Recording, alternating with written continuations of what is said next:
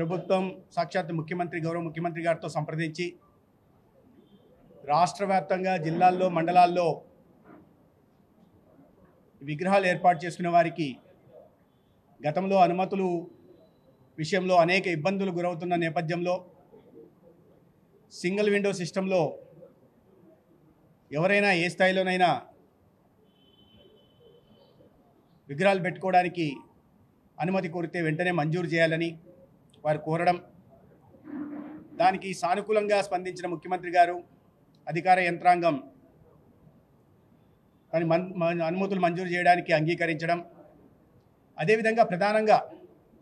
3 రోజుల నుంచి దాదాపు 11 రోజుల దాకా జరుపుకునే ఉత్సవ కార్యక్రమాల్లో 24 గంటలు భక్తికి సంబంధించిన పాటలు కానీ ఇతరత్ర కార్యక్రమాలు, రాత్రిపూట కూడా కార్యక్రమాలు జరుగుతున్న క్రమంలో